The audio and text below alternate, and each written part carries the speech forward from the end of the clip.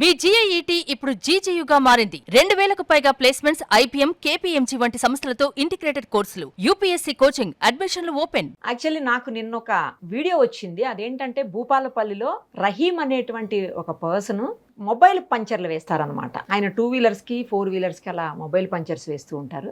ఎక్కడైనా నైట్లో కూడా ఎవరికన్నా ఇబ్బంది వస్తే అది రోడ్డు మీద కావచ్చు, హైవేలో కావచ్చు, అడవి ప్రాంతాలు ఉంటాయి ఆ ఏరియాలో, అటు సైడ్ వెళ్లే వాళ్ళకి కావచ్చు, ఎవరికి ప్రాబ్లం వచ్చినా సరే ఒక్క ఫోన్ కాల్ చేస్తే చాలు, ఆయన వచ్చి అక్కడకు వాళ్ళ దగ్గర డబ్బులున్నా లేకపోయినా కూడా పంచర్ వేసేసి వాళ్ళనైతే అక్కడి నుంచి సేఫ్గా పంపించేసి ఆయన వెళ్ళిపోతారు. తర్వాత రోజు వాళ్ళ దగ్గర ఏమైనా డబ్బులు ఈయనకి వెయ్యాలి అనుకుంటే ఆయన ఫోన్కి వెయ్యొచ్చు అనమాట, ఫోన్ పే చేయొచ్చు. అది ఆ వీడియోలో ఉన్న సారాంశం. ఆయన వీడియోలో పంచర్ వేస్తూ కూడా మాట్లాడుతూ ఉన్నారు. మాట్లాడడమే కాదు, ఒక మాట అన్నారు ఆయన, నీ దగ్గర డబ్బులుంటే ఇవ్వు, లేకపోయినా పర్వాలేదు, వెళ్ళిపో, రేపు చూసుకుందాం, నువ్వు సేఫ్గా ఇంటికి చేరిన తర్వాత నాకు డబ్బులు ఇవ్వు, డబ్బులు ముఖ్యం కాదు, బంధాలు, బంధుత్వాలు, మానవత్వం ముఖ్యం అని చెప్పేసి అన్నారు. నాకు ఆ మాట నచ్చి ఆ పర్సన్ నెంబర్ ఆయన అందులోనే చెప్తున్నారు వీడియోలో. సో ఆ వీడియోలో ఉన్న నెంబర్కి నేను కాల్ చేసి ఒకసారి రండి లైవ్ కాల్కి మాట్లాడదామని అడిగితే ఆయన ఇప్పుడు లైవ్ కాల్లోకి వచ్చారు.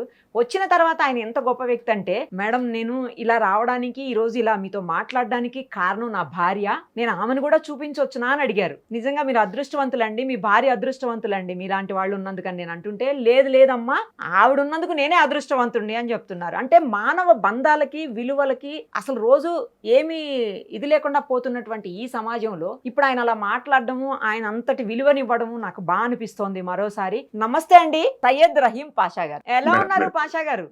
మేడం బాగానే ఉన్నా. ఫస్ట్ ఆఫ్ ఆల్ వృక్షో రక్షతి రక్షితః, మాతృదేవో భవ, పితృదేవో భవ, ఆచార్య దేవో. ఈ తర్వాత చెప్పండి మేడం, నేను చెప్పు. మీ భార్య పేరు చెప్పండి. సయ్యద్ రెహానా బేగం. నమస్తే రెహానా గారు. మీ హస్బెండ్ ది నేను ఒక వీడియో చూసి ఆయన్ని కాంటాక్ట్ చేశాను అనమాట. రహీం గారు చాలా మంచి పని చేస్తున్నారండి మీరు. ఎవరికన్నా ఇబ్బంది వచ్చినప్పుడు, ఎందుకంటే అక్కడ ఏమీ ఉండవు, బైక్ పంక్చర్ అవుతుంది, లేదంటే కారు పంక్చర్ అవుతుంది, ఆ టైంలో చిన్న పిల్లలు ఉండొచ్చు, ఆడవాళ్ళు ఉండొచ్చు, పెద్దవాళ్ళు ఉండొచ్చు, కానీ ఇమ్మీడియట్ గా వాళ్ళకు ఒక సొల్యూషన్ దొరకదు ఆ టైంలో. అక్కడ ఏం షాప్స్ ఉండవు, మిడ్ నైట్ లో షాప్సే ఉండవు, అసలు షాప్సే లేని ప్లేస్ ఉండొచ్చు. అలాంటి ప్లేసెస్ లోకి మీరు మొబైల్ పంచర్ వేయటం కోసం మీరు సొంత డబ్బులు ఖర్చు పెట్టుకుని ఎంత దూరం అయినా వెళ్ళి పంచర్లు వేస్తూ వాళ్ళకి హెల్ప్ చేస్తున్నారు. హ్యాట్స్ ఆఫ్ అండి మీకు. ఎందుకు అలా అనిపించింది, ఎప్పటి నుంచి చేస్తున్నారు, అన్ని డీటెయిల్డ్ గా చెప్పండి. నన్ను అడగడం ఏమని అడగడమే బెస్ట్ మేడం, ఎందుకంటే నా వెన్నంటూ ప్రతి కాడ ఉంటది మేడం. పంచర్ కైనా, నేను క్యాచర్ మేడం భూపాలపల్లి, నేను పాములు కూడా పడుతున్నా. ఎప్పుడైనా ఏ క్షణమైనా పాములను పట్టి వెళ్ళి పాములు పడతా, వాటిని సేఫ్ గా తీసుకెళ్లి అడవిలోకి ఓకే ఓకే అడవిలో వదిలిపెట్టడం జరుగుతుంది మేడం.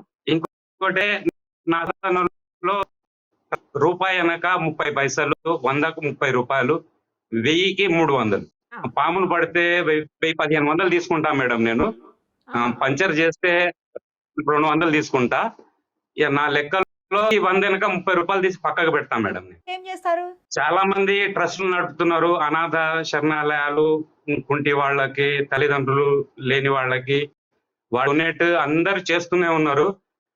నాకు తెలిసి అయితే ఒక కేసీఆర్ గారు వృక్షో రక్షతి రక్షిత, చెట్టే పెట్టాలని చెప్పేసి ఒక నినాదం ఒకప్పుడు పెట్టారు. కానీ అతనికన్నా ముందే చాలా చేస్తున్నాం. చెట్టు లేనిది ప్రపంచం లేదు మేడం. చెట్టే జీవితం, చెట్టే సర్వస్వం, చెట్టే మనుగడ. ఆ చెట్టుకు డొనేట్ చేసే వాళ్ళు చాలా తక్కువ. నా జీవితంలో 30% తీసి ప్రతి సంవత్సరం ఒక 100 నుంచి 150 మొక్కలు ఆ డబ్బులతోటి తీసుకొచ్చి పెట్టడం గాని, నాటడం గాని, పంచడం గాని, స్కూళ్ళల్లో వెళ్ళి చెట్టు వెనక వాళ్ళు మన గురించి ఏం చేశారు, విత్తన ప్రవృత్తి అని ఇది చాలా మందికి తెలియదు మేడం. విత్తనాలను సేకరించి ఓపెన్ ప్లేస్ లో పోయి చల్లి వచ్చినందుకు అడవిలో ఆవిర్భవించి ఆ దట్టమైన అడవి పెరిగి మబ్బు రూపకంగా వచ్చి వర్షాలు కురిసి ఇలా పంటలు, రైతులు, మనం అందరూ సస్యశ్యామలంగా ఉన్నాం మేడం. ఈ కలికాలంలో రియల్ ఎస్టేట్ అని చెప్పేసి అడవులు మాయమవుతున్నాయి, చెట్లు మాయమవుతున్నాయి. ఇవన్నీ ఆలోచించి నా సొంత డబ్బులతోటి పెడుతున్నా మేడం. ఇది కూడా నేషనల్ అవార్డు కూడా తీసుకున్నాం మేడం నేను చెట్లు పెట్టడంలో. అది ఢిల్లీలో తీసుకున్నాం మేము ఇక్కడ చేసిన సేవకు గాను. అక్కడ ఎవరు పంపించారో తెలియదు రిపోర్టు, అక్కడి నుంచి మాకు ఆహ్వానం వచ్చింది, పోయినాను. ఇప్పుడు 22వ తారీఖు రోజు గుంటూరులో పొన్నూరు అనే ఒక గ్రామం ఉంది, అక్కడికి మా భార్యాభర్తల్ని సన్మానానికి పిలిచారు. బ్లడ్ డొనేట్ చేస్తున్నారంట. వాళ్ళు 10 సంవత్సరాల నుంచి వెళ్ళి వాళ్ళు నాకు ఇదే మీ లెక్కనే వీడియో చూసి నాకు కాల్ చేయడం జరిగింది. వెళ్తున్నా మేడం 22వ తారీఖు రోజు. Very good. ఇది నా జీవిత చరిత్ర మేడం. కాదు, ఎందుకు మీరు అంత దూరమైనా వెళ్ళి అది అడవి అవ్వచ్చు, మెయిన్ రోడ్ అవ్వచ్చు, లేకపోతే లూప్ లైన్స్ అవ్వచ్చు, లేదు అంటే హైవే కావచ్చు, ఎవరికన్నా ఇబ్బంది ఉంది అంటే మీ దగ్గర నుంచి అంత దూరం ప్రయాణం చేసి ఎందుకు చేస్తున్నారు అలా? ఎప్పటి నుంచి చేస్తున్నారు? ఎందుకు చేయొద్దు మేడం? తను మనిషి, మనం మనుషులం. దాంట్లో అదృష్టం ఏంటంటే నేను చేసేవాడిని వెళ్ళిన. ఎవరైనా సరే కాల్ వస్తే వెళ్ళాల్సిందే మేడం. మొబైల్ పంచర్ నాకు కాల్ చేయడం కాదు, ఇంకెవరికైనా కాల్ చేస్తే మానవతా దృష్టితోటి వెళ్ళాల్సిందే. నాకు కాల్ వచ్చింది, నేను వెళ్ళాల్సిందే మేడం. ఆపదలో ఉంటారు, ఫ్యామిలీ తోటి ఉంటారు. మా దగ్గర కాళేశ్వరం అని ఒక గుడి ఉంది, పోయి వస్తా ఉంటారు. అవుతుంది. గూగుల్లో ఉంది madam, mobile puncture Syed Rahim Pasha అంటే నేను వెళ్తా మేడం. భూపాలపల్లిలో ఎక్కడున్నా నేను వెళ్తా మేడం. ఇటు గారెపల్లి ఇక్కడ వరకు వెళ్తా మేడం. ఎప్పటి నుంచి చేస్తున్నారు అలాగా? నేను గత 4-5 సంవత్సరాల నుంచి చేస్తున్నా మేడం. ఇది ఎంత ఉంటది మీ వయసు? నాది ఈ సంవత్సరం 15 ఆగస్టు, రేపు నా పుట్టినరోజు మేడం. అడ్వాన్స్ హ్యాపీ బర్త్డే అండి. Thank you madam. 5-6 సంవత్సరాల నుంచి చేస్తున్నా మేడం నేను ఈ పని. అంతకుముందు బ్రెడ్ అమ్మేది. 52 మేడం. మరి ఈ వయసులో కూడా మీరు బైక్ వేసుకొని అంత దూరం వెళ్ళి బానే చేస్తున్నారు కదా, ఎంత దూరం అయినా సరే వెళ్ళి చేయాలిగా మేడం. డబ్బులు ఇస్తారా అందరూ? పోయినాడు ఏమొస్తుంది మేడం? అవును అవును, అందరూ డబ్బు తర్వాత ఇస్తారా? ఇస్తారు మేడం. నేను డబ్బు గురించి ఆలోచించా. ఫస్ట్ వెళ్తా, నా ఛార్జ్ మాత్రం నేను చెప్పేస్తా. వాళ్ళ దగ్గర ప్రస్తుతానికి లేవు కాబట్టి వెళ్ళిపోతారు. చాలా మంది 99% వేసేస్తారు మేడం. 2 రోజులకు 3 రోజులకు. లేదు మేడం, ఇప్పటి వరకు ఇవ్వని చరిత్ర లేదు. ఒక 2-3 తప్ప ఇంకే ఇస్తేనే. అది కూడా మా భార్య పోయి చేసినాం కదా అంటే మన భగవంతుడు ఇస్తూనే ఉన్నాడు, మనం పోతూనే ఉన్నాం. మన కాళ్ళు చేతులు చక్కగా ఉన్నాయి, ఒక్కొక్కరికి కాళ్ళు చేతులు చక్కగా లేవు. చాలా మంది చాలా ఇబ్బందులు పడుతున్నారు. మన కాళ్ళు చేతులు చక్కగా ఉన్నాయి, భగవంతుడు ఇచ్చాడు, మనం కష్టం చేస్తున్నాం, మనకి ఇస్తూనే ఉన్నాడు, మనం ఇవ్వాల్సిందే అంతే. మీ భార్య కూడా వస్తుంటారా నైట్ కూడా? ఎప్పుడు మీరు వెళ్ళినా సరే, డే అయినా నైట్ అయినా? ఖచ్చితంగా మేడం, ఖచ్చితంగా. ఒకసారి చిన్న ఇన్సిడెంట్ జరిగింది మేడం, చెప్పమంటే చెప్తాను నేను. చెప్పండి. నా బిడ్డ 11 నెలల గర్భిణి. నాకు 7 నెలల గర్భిణి. 7 నెలల గర్భిణి. పంచర్లు చేసుకుంటా నేను స్నేక్ కూడా పడతా మేడం. తర్వాత హలాల్ కూడా చేస్తా. అయితే పెళ్లిళ్ళ సీజన్ ఒక 9 మేకలు హలాల్ చేసేది ఉన్నది. 12 గంటలకు నాకు 11:30 కాల్ వచ్చింది. పోయినాను. పోతే ఎవరు ఫోన్ చేసినా వెళ్తాగా మేడం. వెళ్ళిన తర్వాత తను అక్కడ లేకుండే. నేను ఫోన్ చేసిన, నాకు ఈ చెవు సరిగా వినబడదు మేడం. అయితే నేను మాట్లాడుతా అంటే నువ్వు ఎక్కడున్నావు, నువ్వు చెప్పిన కాడికి వచ్చిన, మీరు లేరు కదా అని నేను మాట్లాడుతా అంటే అతను ఒక చిన్న రౌడీ షీటరు, ఒక రికార్డు ఉంది మేడం పోలీస్ స్టేషన్ లో, అతను ఎక్కడ కనబడ్డా. కానీ ఆ భయానికి పోలీసు వాళ్ళు తిరుగుతా అంటే వెళ్ళిపోయి నేను ఫోన్ చేసినప్పుడు నాకు చిన్న రికార్డు ఉంది. తెల్లారితే ఏది క్రిస్మస్ పండుగ, నన్ను ఈ టైంలో నన్ను తీసుకెళ్తే పండుగకు నేను రాలేను, నా దగ్గర నువ్వు రా అని చెప్పేసి అంటే నా దగ్గర కొద్దిగా మాల్ ఉన్నది అన్నాడు మేడం. ఆ మాల్ అంటే ఏందో నాకు తెలీదు.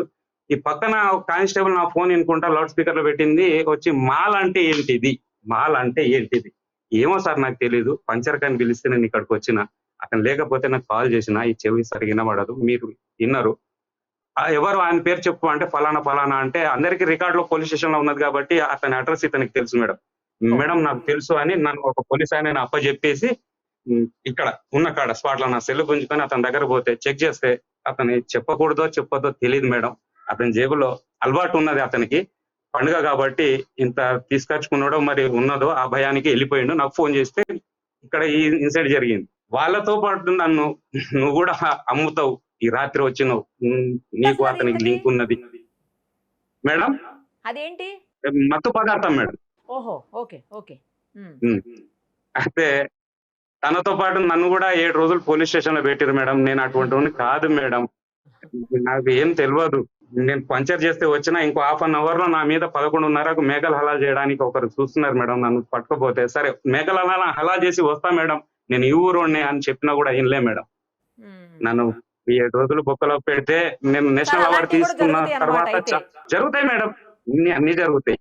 అన్ని పక్కకు పెట్టి మనం చేసేది కరెక్ట్ అయితే మన దారిలో మనం చక్కగా వెళ్ళిపోవాలి మేడం. ఎంతమంది కేసు ఉంటారండి 5-6 సంవత్సరాల్లో ఇప్పటి వరకు అలా పంచర్లు? అంటే దారిలో ఇబ్బంది పడి మీకు ఫోన్ చేస్తే వచ్చినాయి. ఇంకోటి ఏంటంటే మేడం, ఇప్పుడు నేను ఇది వీడియో వేసిన కదా, అది దానికన్నా ముందు చాలా చేసిన.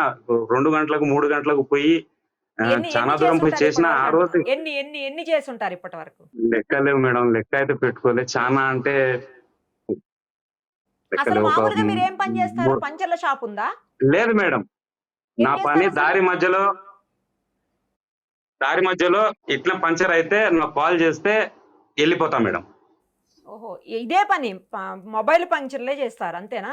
ఆ మొబైల్ పంచర్ చేస్తా, పాములను పడతా మేడం, స్నేక్ క్యాచర్. ఓహో ఓహో, రైట్. అయితే ఇప్పటివరకు ఎన్ని చేశారో గుర్తులేదు. గుర్తులేదు మేడం. గొప్పలు చెప్పుకోవాలంటే రాత గుర్తు ఉంటది. సహాయం చేసేదంటే అతను చేసుకుంటూనే వెళ్తాడు, అతనికి వెనక ఏం కనబడదు మేడం. ముందు చూపే ఉంటది సహాయం చేసేటానికి. వెనక ఏంటిది, నా పరిస్థితి ఏంటి తర్వాత, అవన్నీ ఉండదు మేడం. ఎదుటి మనిషికి సహాయం చేయమన్నాడు భగవంతుడైనా, అల్లా అయినా, జీసస్ అయినా.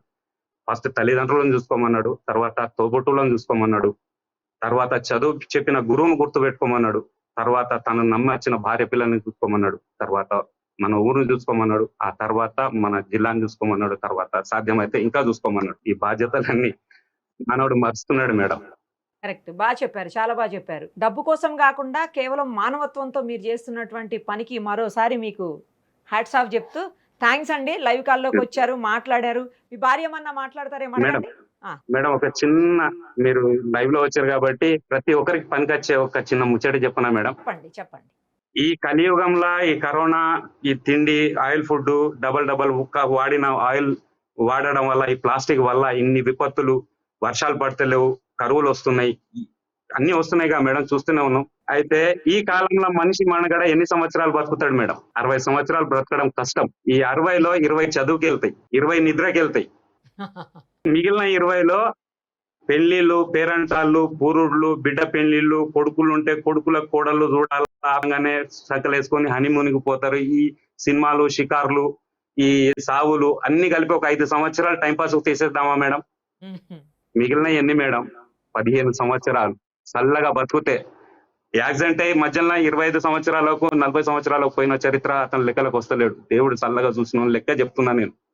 ఈ 15 సంవత్సరాల మనుగడ ప్రతి ఒక్కరికి, సీఎం గారికైనా, పిఎం గారికైనా, నాకైనా, మీకైనా, ఈ 15 సంవత్సరాల మనుగడకు మనిషి స్వార్థపురుడై, స్వార్థరహితుడై ఫస్ట్ కన్న తల్లిదండ్రులను అనాథ శరణాలయాల్లో వదిలిపెడుతున్నాడు. అక్కడ పెట్టకపోయినా వదిలిపెట్టేస్తున్నాడు. భార్య పిల్లని పట్టుకొని వెళ్ళిపోతున్నాడు. కానీ ఇది తప్పు మేడం. మనకు జన్మనిచ్చింది తల్లిదండ్రులు, వాళ్ళను పూజకు పనికొచ్చే పూలు లెక్క చూసుకోవాలా మేడం? ఇట్లా చేస్తే దేవుడు ప్రతి ఒక్కరికి సహాయం చేస్తాడు ఎన్నంటూ ఉంటాడు. ఇదే నా రిక్వెస్ట్ మేడం. చదువు చెప్పిన గురువుకు, తల్లిదండ్రులకు, ఎన్నంటూ వచ్చిన భార్యకు. భార్యాభర్తల మధ్యలో గొడవలు అయితే తన్నులు, అది కామన్, అది ప్రతి సంసారంలో ఉంటది. కానీ అన్ని వదిలిపెట్టి లాస్ట్కి వచ్చేసరికి భార్యకు భర్త, భర్తకు భార్య తప్ప ఎవరు తోడు ఉండరు మేడం. ఏ పిల్లలు తోడు ఉండరు. వాళ్ళ గురించి ఎన్నో అమ్మి, ఎంతో కష్టపడి ఈ ఈ జిసం, ఈ శరీరాన్ని అన్ని ధారాదత్తం చేస్తే వెళ్ళిపోతున్నారు. లాస్ట్ కు ఇద్దరు తప్ప ఇంకెవరు ఉండరు. Thank you madam. థ్యాంక్స్ అండి, థ్యాంక్ యూ సో మచ్.